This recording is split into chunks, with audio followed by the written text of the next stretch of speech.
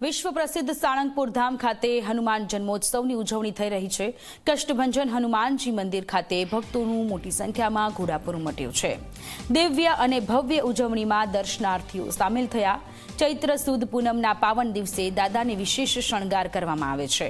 કષ્ટભંજન દેવની મૂર્તિને સુવર્ણ વાઘાનો શણગાર કરાયો। જન્મોત્સવ નિમિત્તે હનુમાનજીને 56 ભોગ ધરાવાયો। મંદિર પરિસરમાં મારુતિ યજ્ઞનું પણ વિશેષ આયોજન કરવામાં આવ્યું છે। મહત્વનું છે કે આજે ચૈત્ર મહિનાની પૂર્ણિમાનો પાવન દિવસ છે, જેને અંજની પુત્ર હનુમાનજીના પ્રાગટ્ય દિવસ તરીકે દેશભરમાં ઉજવવામાં આવે છે। ત્યારે બોટાદના સાળંગપુર સ્થિત વિશ્વ પ્રસિદ્ધ કષ્ટભંજન દેવ હનુમાનજી મંદિરે દિવ્ય અને ભવ્ય ઉજવણીનું આયોજન કરાયું, જેમાં આજે હનુમાનજીને 8 કિલો શુદ્ધ સોનામાંથી બનેલા સુવર્ણ વાઘાનો શણગાર કરાયો। સાથે જ 151 કિલો કેકનું પણ આયોજન કરાયું। સાથે જ 1 લાખ બલૂન હવામાં છોડીને હનુમાન જન્મોત્સવની ધામધૂમથી ઉજવણી કરાઈ।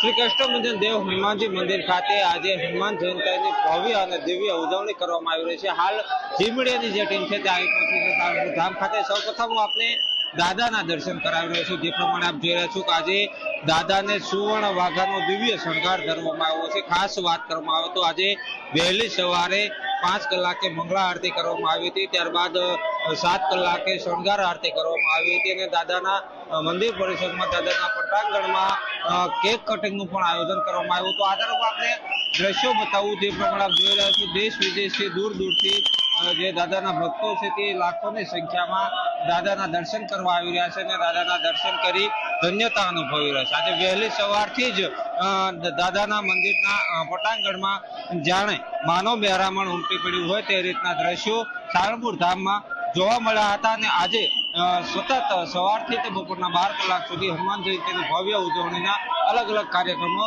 મંદિર પરિસરમાં યોજાવા જઈ રહ્યા છે। કેમેરામેન દેવ મકવાણા સાથે રઘુવીર મકવાણા, જી મીડિયા, સાળંગપુર।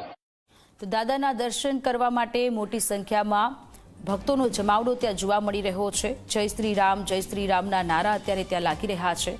બોટાદ સાળંગપુર મંદિર કે જેના આ દ્રશ્ય છે।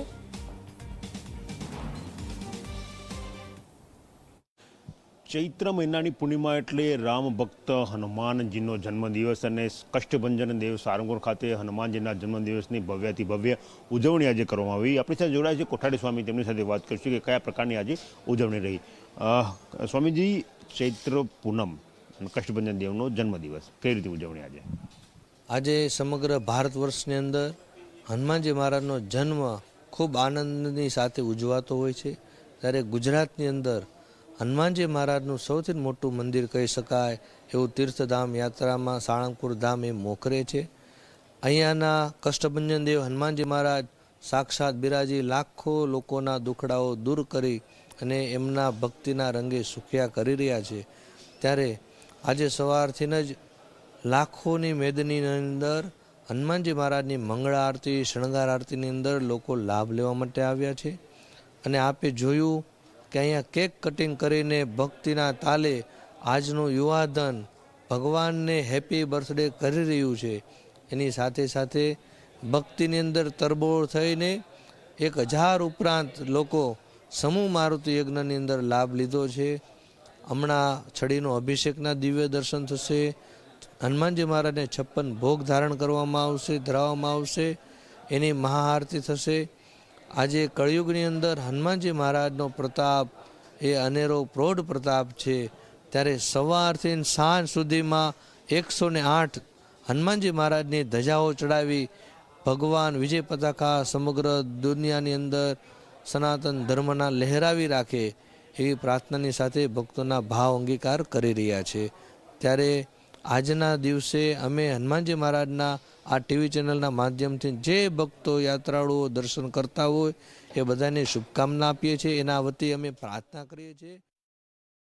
કષ્ટભંજન દેવ હનુમાનજી મહારાજ સાક્ષાત બિરાજી લાખો લોકોના દુખડાઓ દૂર કરી અને એમના ભક્તિના રંગે સુખ્યા કરી રહ્યા છે।